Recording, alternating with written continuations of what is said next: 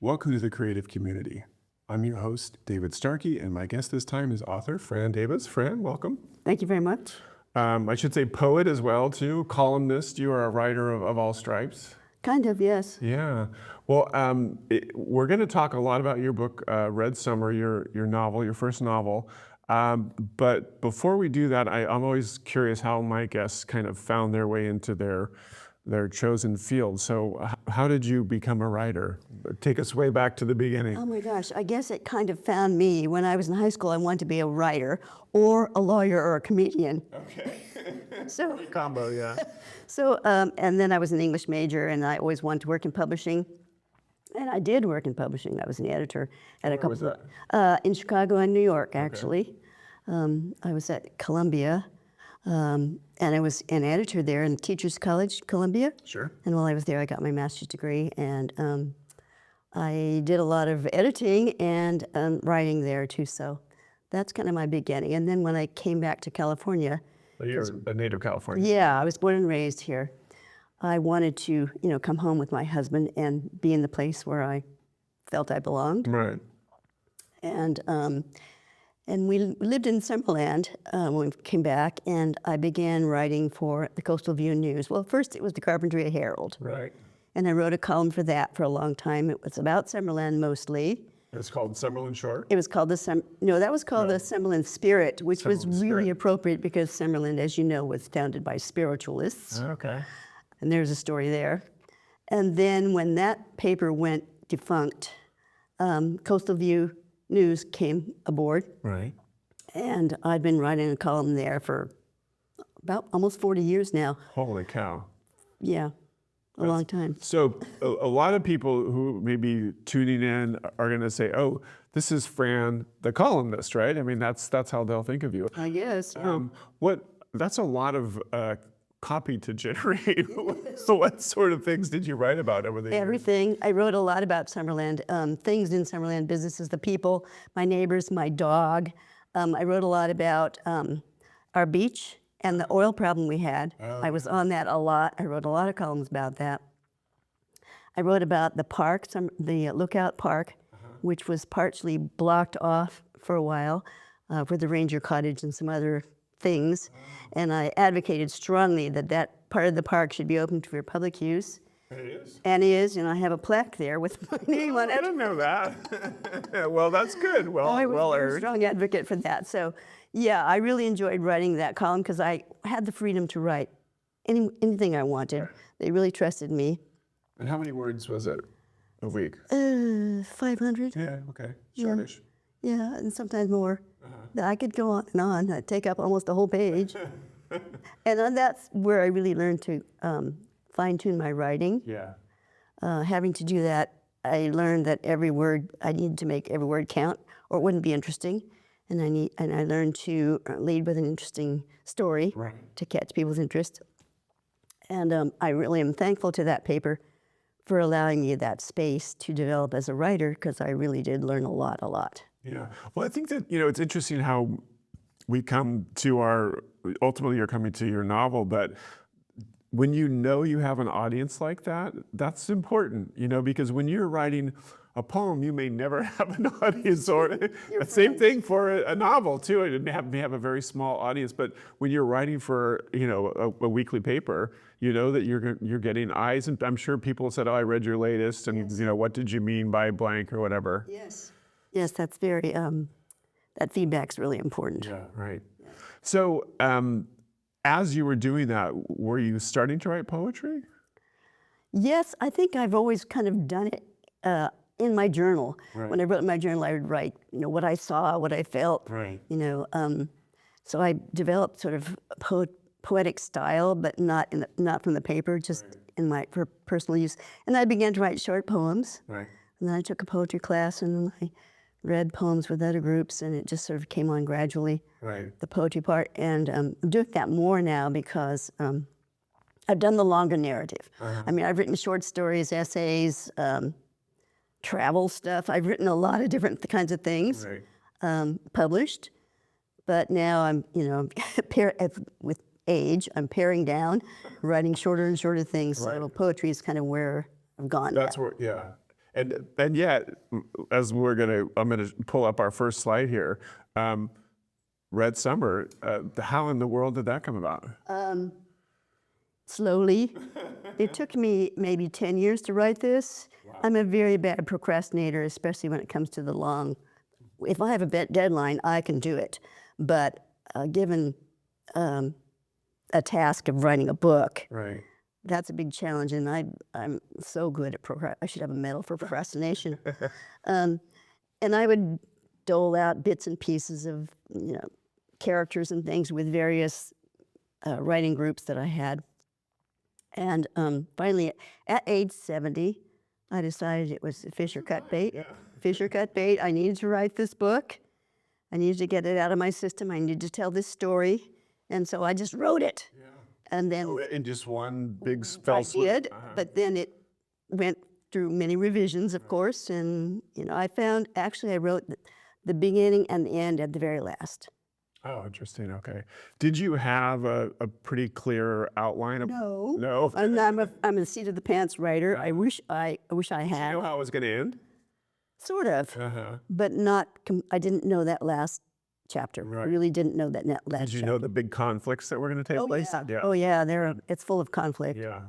Well, for those. Conflict makes the book work. Right, You right. can't write one without it. Yeah, that's right. That was my thing I took away from my graduate fiction writing teacher was, where's the trouble? He would always say if a story was flat or boring because there was no trouble. And I like to avoid trouble, so I would write it without the trouble, and then people would say, "Oh, you've got to have this happen. You have to," So I got a lot of help from family. From my daughter's a really good reader, and she said, "Well, you can't bring this guy in without having him cause a lot of trouble." Right. So he did cause a lot of trouble. That was trouble. Well, we're going to have you read from the beginning, but we have a number of slides here. So here's Melinda Palacio, our former poet laureate, with you. What are we looking at here? This was a book reading at Tecolote in Montecito that I did just a month or so ago. Okay. And Melinda came, and that was nice. We took a picture together. She's an author and a former poet laureate, as you said. Also, Yeah, true. yes. There you are with your book. With my book at the fountain, yes. It was a beautiful day, so we could sit outside. Yeah. It's a great bookstore. We should always. I love that bookstore. Shout out to Tecolote. Absolutely. It's small, but it's well curated, and the owners are really. They loved reading, and they love readers. Yeah, they're very helpful and very pleasant to talk to. Absolutely. Yeah. And then another place that we love is Chaucer's, and here you are. That was my launch, my official launch at Chaucer's. Yeah, I really enjoyed that. A lot of people. Did you get enough there? I do not like speaking in front of crowds, so it was really. I practically had to kidnap you to come on the show. Sorry. Yeah, I'm a reluctant I celeb. thought you did a good job. You once you got speaking, you seemed very. No, it was fine. It was fine. It was all great. We went to Harry's next door and celebrated afterwards. It was Sometimes it's good to go to Aries first. I thought. So here's another shot. This is obviously a good crowd. Yeah, it was like 40 or so people came. really great crowd. Mostly my friends. And your family got a big family. Big family. This is Carpinteria Magazine, and they excerpted a piece from the novel. Yeah, that's the winter issue of Carpinteria Magazine. It's a great little magazine that they put out twice a year, full of human stories and wonderful photography and just Carpinteria, coast stories, not just Carpinteria, but it's just a lovely magazine. All right, so that's a pitch for Carpinteria Magazine for people who want to get online right now and subscribe. And it's available everywhere free. And here's a little excerpt from. Yeah, they printed. They asked to print a little brief part of my book, so Right. that's the beginning that they printed on the last few pages of and I was very grateful to have that happen because a lot of people read that magazine, Yeah. thousands. So Yeah. Well, let's here we are back at outside Tecolote.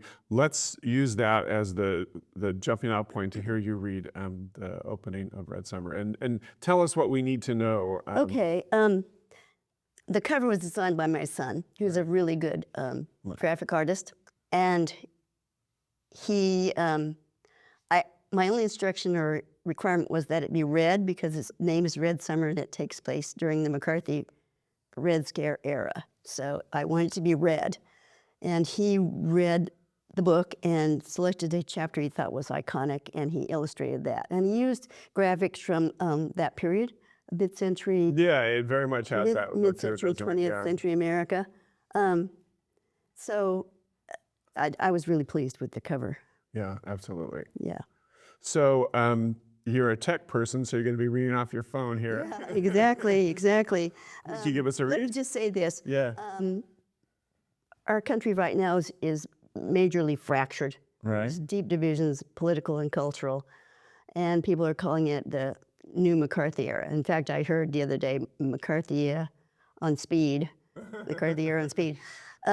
So I wanted to show what it would be like for people living in that kind of place. We are in it now, but I wanted to sort of shine a light on what it does to the people and the culture of a town when that kind of divisiveness and paranoia and suspicion takes over.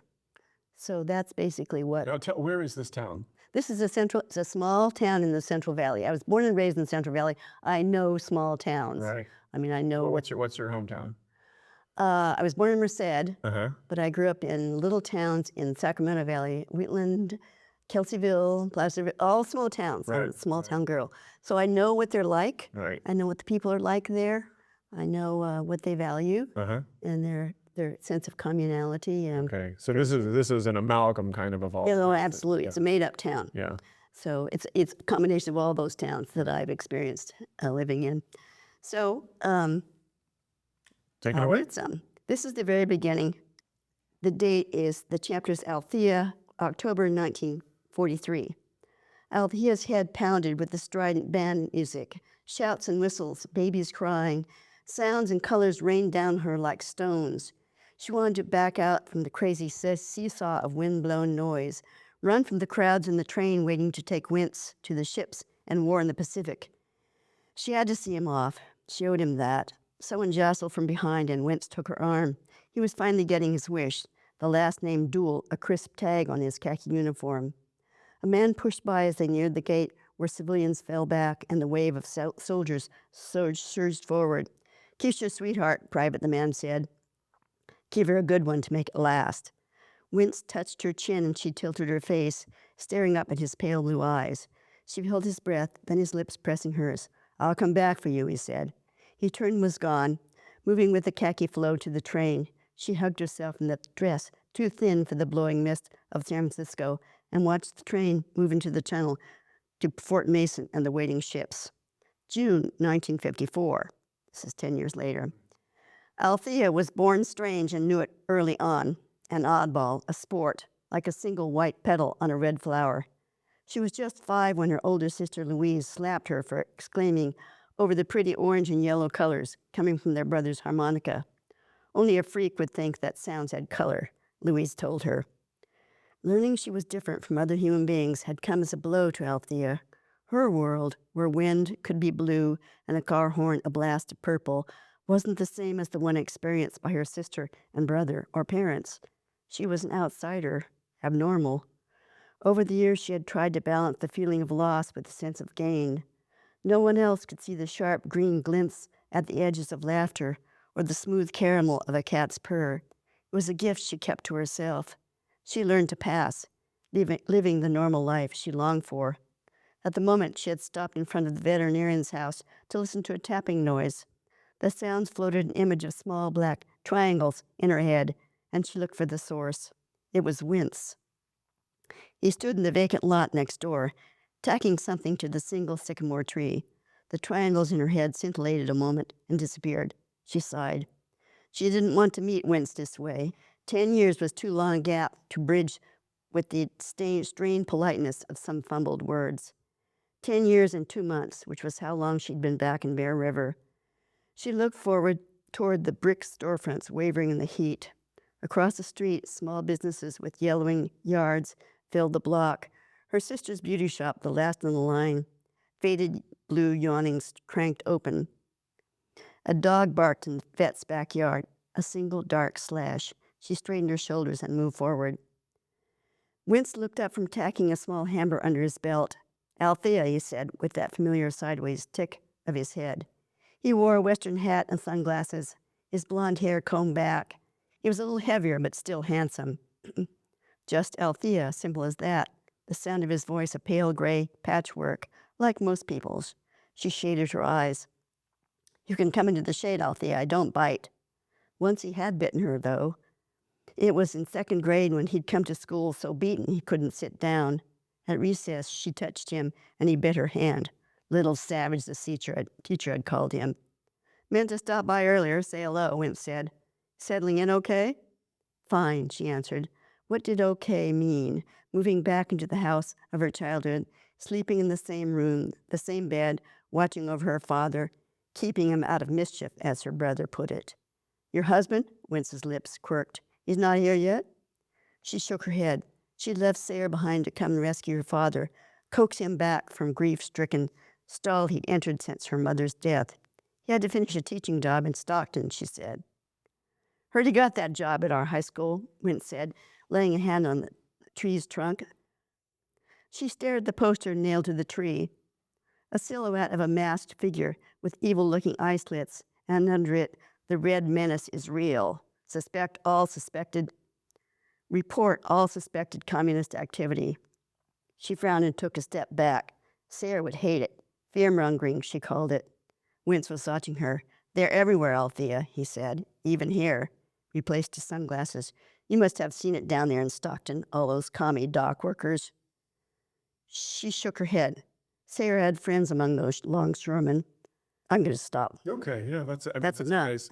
That's a good solid read from there. So, I mean, synesthesia, the ability for one sense to kind of cross over to another is important. I think It is. in a lot. Why is that? Why'd you choose that? I wanted her to feel she was an insider who felt like an outsider. She was raised in that town, but she was always different. She always felt like an outsider. I wanted her to be an outsider, to not quite fit in, but want to fit in. Right. I mean, she was essentially a 50s housewife. Right. But she has her own dreams, and she loves architecture. She designs houses. She has her own way of coping with things, Right. but she needs to be an outsider because Wince is an outsider. Right. And they were good friends growing up, best friends growing up. So yeah, I mean that tension between wanting to belong, wanting to be part of the group, and also knowing, or hopefully knowing, that there's a time when you have to stand up against the group because the group is moving in the wrong direction is, I think, kind of central to the novel. Yeah, exactly. Yeah. You got another one in the works, another novel? People ask me that I'm too old to write. Look how long this one took me. And no, that's why I've gone to poetry. I can't. I have word finding problems now. You get to be a certain age. Yeah. No, I don't. I have thoughts about where these people went and what happened to them, but I'm not going to write them down. Okay. So people are watching the show and they want to pick up a copy that's at Chaucer's, at Teccoloti, online, the various bookstores. Amazon, yeah. So I strongly advise you to do that. It's a really fine novel. Let us move in our final 9 minutes or so to some of your poetry you were talking about. Okay. What would you like to read for us? I can read something from one of the Gunpowder anthologies. I really love to write nature poems. And so this is one that I wrote for this anthology. It's called Coast Live Oak. And this is for Out of the Ground. This was the anthology celebrated at Santa Barbara Botanic Garden, right? Exactly. Yeah. Poems inspired by Santa Barbara Botanic Garden. Coast Live Oak, and it's got this epigraph, Quercus agrifolio from the Celtic quer, fine, and ques, tree. My breath catches when I see a cut stump, still resinous, sap damp, grain and stippling laid bare, growth and retreat, good years in the pale threads, the dark fibers of drought. This oak, hardy trunk, xylem and phloem, wooden bark, leafy net to catch the solar stream, catkins that seed pollinating winds. Groves unsettled the first explorers, a haunting density in the light, gnarled limbs touching down to earth, oaken curves perfect for a ship's bow, barrel staves, and charcoal, the good burn. Oak's long hold on earth and us, world tree, axis mundi, sky and soil, rituals and sacrifice, praise poems and yellow ribbons. The world still turns without one tree, No loss without a fresh beginning. The future clenched in acorns. No, but it's a beautiful poem. Thank you. Since I was the one who accepted the thing you say so myself. Still like it. Still loving it. I think one of the things about your poetry is that you have you have a great eye for things, as we know from reading your novel, but you also have a real great ear for sound, you know, and I'm not sure how conscious that is. There's a lot of alliteration in there and assonance where the different vowel sounds are kind of weaving through there. Is that something that you're thinking about as you're composing? I love words and I love the way they sound, so it's unconscious. Yeah. But yeah, it's in my Yeah. subconscious, I guess, while I'm writing. Tell me, I mean, obviously there's a huge difference in the amount of time that goes into writing a novel versus a poem, but what are the other differences that, or maybe even commonalities that you find between writing something like that and then writing a piece like Summer? Narrative comes easier to me. I mean, I still do some of that. I still write short stories once in a while. It flows. Poetry, I really have to think about. First, I have to think about what I want to say, and then I have to think how I'm going to say it. Right. And I need to say it in poetic ways. I need to find alternatives for just the narrative. Right. There's, it's words. It's working with words. I like working with words. So, That's the bottom line. Well, I love to promote another gunpowder anthology, Women in a Golden State. this is a real short poem in there if we have time for it. Could we? It's a short one. So this is a collection edited by Chris Yost and Diana Robb, and it is women who are over 60, live in California, and there is 175 contributors to celebrate the 175th anniversary of our Golden State. Thank you for giving that background. That's all so true and wonderful. This is a family poem. I don't write about my family much, but this is a true one, and it's very California. It's called The Hat Shop. Aunt Jessie worked in the Normandy hat shop, tiny as a hat box itself, just off K Street in Sacramento. Hats displayed like crowns behind crystal casement windows, shimmer of peacock feathers, and shiny fake fur fruit. Perfect sanctuary for a Southern gentlewoman after she lost her husband, home, and hope, after the bank took its share, leaving just the furniture and her unquenchable dignity. Jessie found sure footing among the vanity tables and beveled mirrors, reflecting every possible view. She fingered hats lovely as confections, yet never wore a hat herself. Her head of short black curls, courtesy of a Cherokee grandmother, carried proudly as a coronet. Oh, nice ending. That's great. You have you're still writing a column, and this is Flyby. Okay, I've been thinking a lot about downsizing lately. A neighbor died not long ago, and I watched her kids clean out her condo. 3 sons and their wives lugged out chairs, rugs, lamps, TVs. Everything their mother had left behind was loaded into pickups and trailers. One son in a stretched thin khaki t-shirt wrestled a bookcase onto the trailer. Sad work, I said to him. It ain't easy, he responded. I'll skip a little bit. It made me wonder why we spend a lifetime gathering only to have our collections dispersed in a hurricane of leaving.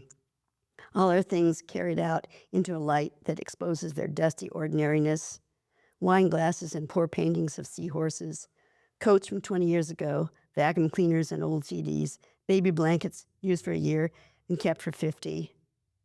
It ain't easy, the son says, and for a moment I forget what seemed like mindless hauling and consider the real burden, the sadness of deconstructing a mother's life, how it must feel to find baby shoes and snips of hair preserved in a trunk, how it must have been for those grown children carrying out black trash bags stuffed with pillows and blankets that had kept their mother warm. I'll just stop there. It's longer, but That's gorgeous. thank you. I really love that. Yeah, I mean, so I feel happy with this show because we've just got a range. You were writing in all these different genres, but your voice is always kind of consistent. It's really thoughtful and moving and compassionate. I think that's probably one of the main things that would. Well, there's a great need for compassion and kindness these days. There kind of is, Fran. We just have a couple of minutes left, so I'm always loving to hear what my guest would give as advice to people who are starting out in the field? So if someone's watching a young writer, or maybe they're an older writer and they just haven't gotten to it, what would you say to them? Well, don't delay too long, as I did. Keep writing. If you have, I think what's valuable to me was to have a separate space to write in. Okay, and You know- what was your space? Just a room. A room. Could close the door. One's own. Okay. Yeah, or a room that's partly one's own. Okay. But a place where you can close the door for a bit and become quiet, because I think that writing requires solitude, a certain amount of solitude and thoughtfulness, and you can only get that when you're not watching TV, when the news is not intruding as it does so much these days. It's really hard to settle down and just think about what you want to do, what you want to write. Right. It's I'm going to be at the Santa Barbara Writers Conference this summer, Okay. which is happening in June, Late June. and I'll be on a novels panel, and I'm also going to be a manuscript consultant. So I will be advising people on their writing, Right. various kinds. That's a lot of fun. I really enjoyed. I was editor for a long time, so I enjoy that. But just for if you feel called to write, you just need to write. Yeah. And it doesn't it doesn't matter if it not get published right away, but it's good to share it at some point with another, kindred spirit or a Whether writer's you're like a group. family member, a friend, or just a writers group, anybody who's willing Anybody to who read. wants to listen. Yeah. Yeah. And it's not going to be too critical because, it's tender, those first beginnings. I think that's really true. Yeah. Well, it's been great listening to your wisdom and your words. In our last 30 seconds, you got any last thing you wanted to say to our audience? That message we all need to hear is just to be kind, you be considerate, and try to see other people's points of view, because so often we're so locked off from each other right now. People are not speaking to their friends. Some of them, and our families are divided, and we need to get over that. We can't. Divisiveness is not going to take us anywhere forward. So we need to really talk to each other and try to understand each other's points of view, and just be kind. I'm going to end on that as a perfect way. Thank you so much, Fran. Thank you very much. The Creative Community is produced by TVSB. I'm your host, David Starkey, and we'll see you next time.